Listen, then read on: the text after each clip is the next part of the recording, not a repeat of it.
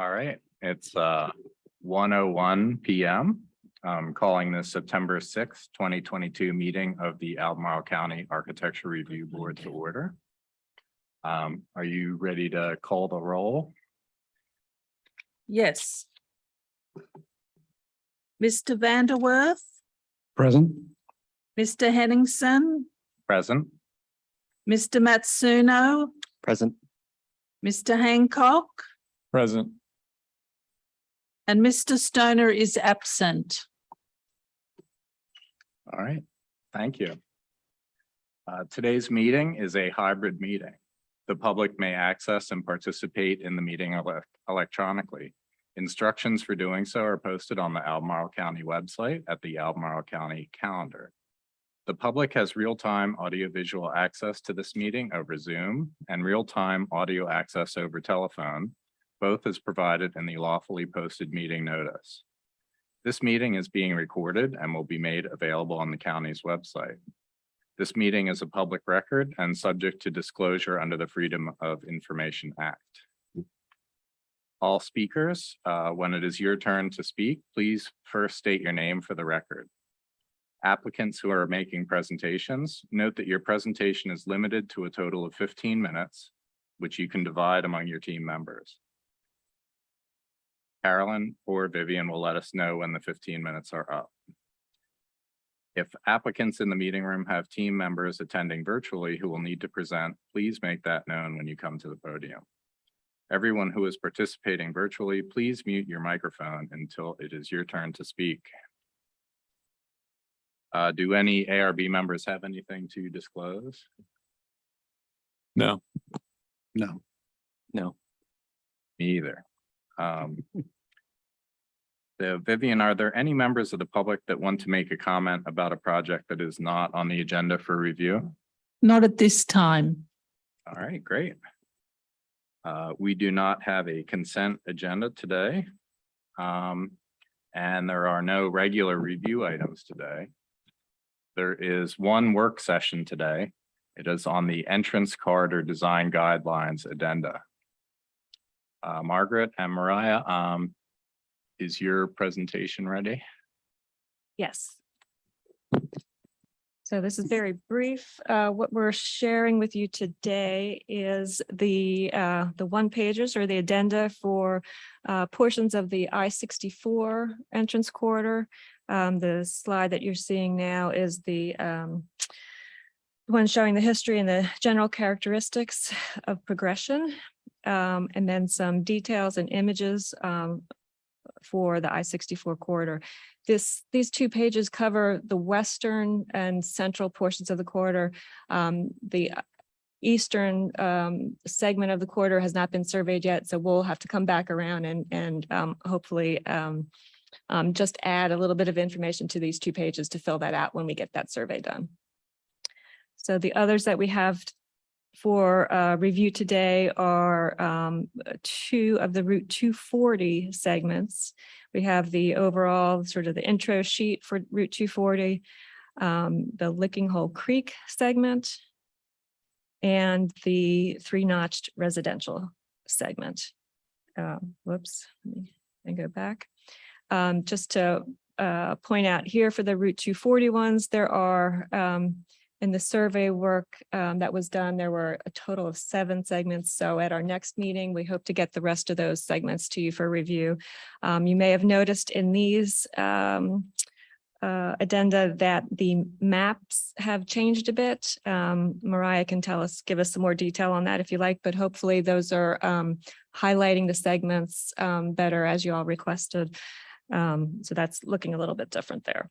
So I'll just leave it at that. I think that's everything that I had to point out, but happy to get your comments on those segments. All right, thanks a lot, Margaret. We'll go into discussion. Dave, do you have any comments? Just would like to extend my compliments again to Mariah and Margaret on this resource that I think is coming together very well. I think the updated segment graphics work well at highlighting the segment, and just thank you. It looks great. All right, thanks. Frank, do you have any comments? Sure, I'll echo Dave's comments. I think they look great. I think the template is really nice, and this might be what you referred to, Margaret, about the map, just the consistency with the white arrow that stood out to me. But I like that if that's, something we're going to do moving forward on the other maps. I think that's a great idea. And then one comment, just thinking about, I know these corridors are tough. If we might have to look really hard for buildings and just maybe double check if there are any buildings or any, historic resources or buildings of significance that would be worth including. I know these corridors, especially 64 West and everything, is really about the landscape and the distant views, but this might be it, but maybe just another thing to think about. So thank you. Great work. All right, thanks, Frank. Tara, do you have any comments? No, I think that the board members have mostly covered it. I guess the one thing was just, I was curious, I noticed a couple of citations of historic resources in this segment. I was wondering if those were from a board member who had worked on this segment, or if staff had dug those up, if there are any other ways to sort of supplement some of the research into portions of the corridor with other sources. I thought that would be helpful. Sure. The citations are, I think, mostly for the historical portions of the text. If you all have any suggestions on resources that we should be consulting to contribute to that, I'm happy to have those suggestions. Yeah, it's just basically what I found, trying to get some of the history on the roads in there. Great. Yeah, I just didn't know if there was like a book or a particular resource that you all referred to frequently that we could look into. Yeah, I'm if it would be great if there's a single book that has all the history in there that I can just pull out. I haven't found it yet, but if you all know it, please tell me. All right. Well, thank you. All right, thanks, Tara. I also just thought that the improvement to the graphics for the segments was great. And that was really my only comment. These are just as good as the other ones that we've seen so far. So Thanks. Anything else on those? We good? Mariah, did you want to add anything? No, good. Great, thank you. great. Thank you. Thanks. All right, so we'll go to other business. Anybody would like to make a motion to adopt the August 15th, 2022 minutes? So moved. And I'll second. All right, Vivian, could you call the vote on that? Mr. Hancock, Aye. Mr. Matsuno, Aye. Mr. Henningsen, Aye. Mr. Vanderwerth. Aye. Thank you. The next ARB meeting is scheduled for September 19th, 2022. This will be an in-person meeting. Is there anyone who will not be present for that? All right, so it sounds like we'll have 4 at least. Does anyone have any other items they would like to discuss? We have a few if none of the board members do. I just had a question about the hybrid format. The Zoom option is open to any applicant. Is that correct? Or is there a requirement for some member of the applicant team to be in person? I don't think that there's any specific requirement for the applicants themselves. At the Planning Commission and Board of Supervisors meetings, they've been here or virtual or a mix. So I think that option is open to this Okay. board as well. And for board members, the option is, So that is one of the items that we wanted to cover with you today. So the ARB is one of the boards that has the option for some remote participation. And we can get you these details. We'll email it to you after the meeting. But I'm just going to run through some of the important points. What this option allows is for some of the members to participate virtually under certain circumstances. The quorum must be physically present in the room. Okay. In order to take advantage of that, you have to adopt a policy. And if it's something that you want to do, our county attorney's office will help us get that policy in place for you. If you have that policy, you have to follow it. You have to follow it strictly and uniformly. Members who are not present physically can ask to participate remotely based on a personal medical condition, a family member's medical condition, a distant meeting location, or an identified personal matter. And this can be 2 times per year or 25% of the meetings, whichever is greater. So we'd have to be tracking this all along and keeping track. We have to record remote participation requests and decisions and that in your minutes. Questions on that? Sorry, so you said that the option could be exercised 2 times or 25%, which is lesser or I think greater? it would probably be about 3 times or. Well, I mean, it depends. If we meet every meeting that we have scheduled, that would be 24 meetings, 25% of, you could do the math, but we don't always meet every meeting. So that's why we have to sort of keep track as we go and do a little math along the way. Okay. And that these are sort of the guidelines that have already been adopted. So we would just select whether we would like to adopt these or not, but there's no possibility of modifying any of those or. Those rules are the rules. So I guess the question for you today is, are you interested in having this option? And if so, then we'll work with the county attorney's office to get a policy for you to adopt. I guess since the quorum has to be physically present, I don't know if it would really change how much we're able to meet or not. It would. I'd be happy to consider it further. In some ways, I'd be inclined just to keep it simple and. Yeah, I tend to agree. I mean, it seems like it would be nice if a member was not able to join, but could join virtually to allow them to do that, unless it involves a lot of effort on your part to make that happen, in which case it since the quorum, as Dade said, like if the quorum has to be here anyway, then that seems like an option that's a little bit remote, that you would want to attend virtually.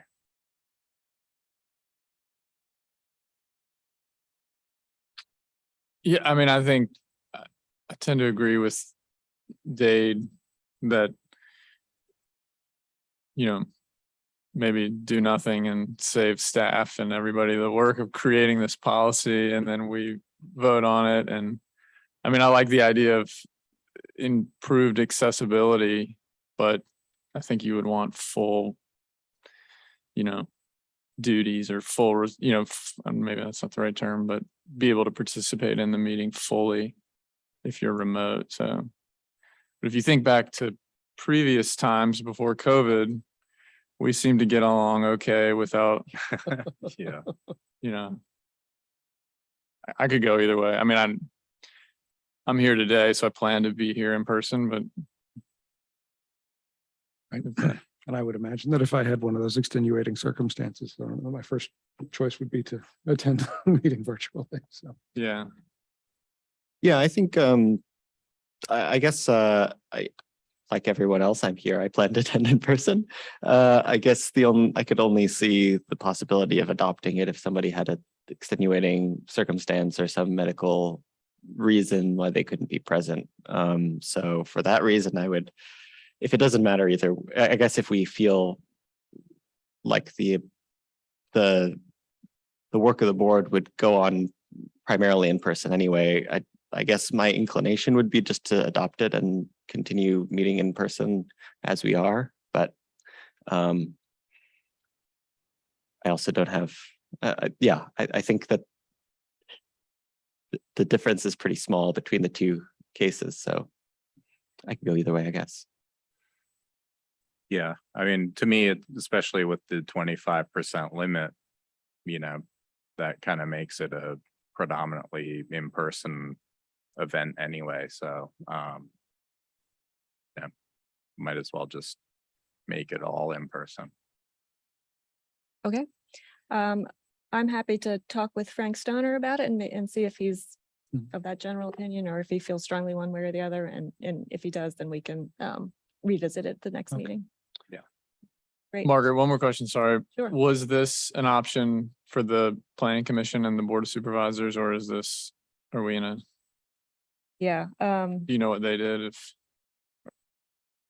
So the board, they both have used the option. okay, so they've adopted the policy and. Yeah. Okay. And maybe it's not as much work on, for staff to. Yeah, Was conscious of what we ask you to do. Craft the policy, meet with, do all the things you have to do. Yeah, I don't think that, my guess is that drafting the policy is not a big deal. Probably Okay. just since it's already been done for one or more boards, that might be just changing out a few words here and there. We can check with the county attorney's office and make sure that, but my guess is it's not a huge amount of work. Because Tara makes a great point, just to have it there for, any unforeseen circumstances that. And like I said, I think for general accessibility, I think it's really nice that we have this option. Okay. I guess also, if we're already running hybrid meetings anyway, it's also not as much additional staff work to set up the system. So long as that's Yeah. the case, I don't see any reason why not. Does the board member's giant face go on the screen? So then maybe you won't Might be a attend deterrent for virtually. you all to- That'll be a deterrent. Anything else on that topic for now? No? Okay. The one other business item for you is just a sort of a logistical setup thing. If we do have material samples for you to review, do you have a preference as to where they should be set up? Do you want them behind you so you can get up and pick them up and look at them? Do you want them in front of you so you can be seeing them? Or we could bring a cart that doesn't look nice and sit it in front of you and put them on it. to me, that seems like a good location. It seems like anyone who's in the audience can see it. And it's a little more accessible to us if we did want to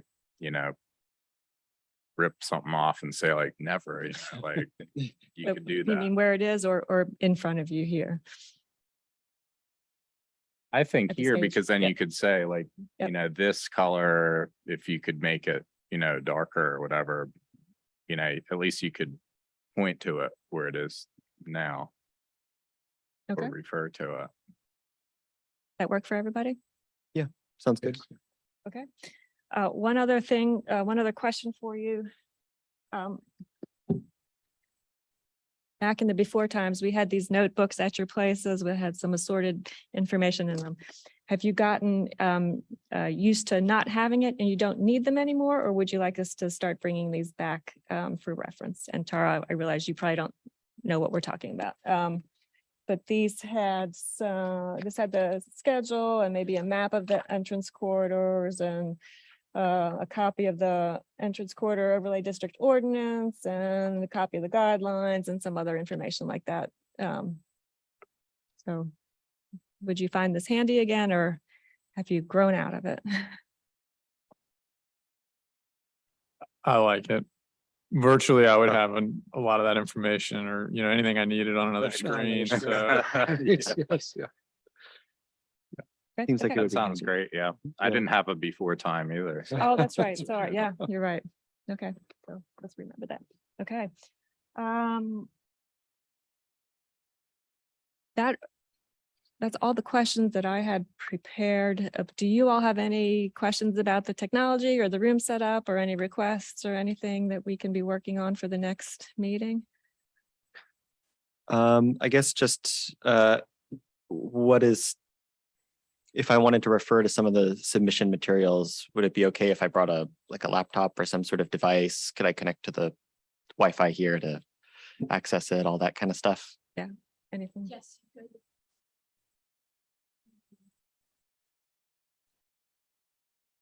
Great. Okay. That's very helpful. Thank you. But normally like an applicant's presentation will appear on these screens here as they're. Right, typically the real time. applicant will come up to the podium and then people other than me will work the magic and make it show up.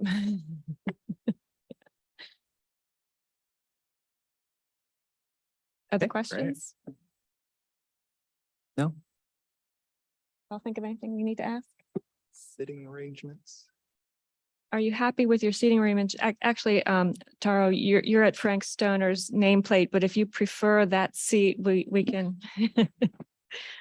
we can Have keep to you do the there. Meeting over. Yeah. We've sort of moved you off center a little so that we can all see you a little better. Does that work for you all? Yeah. Okay. Anything else you can think of?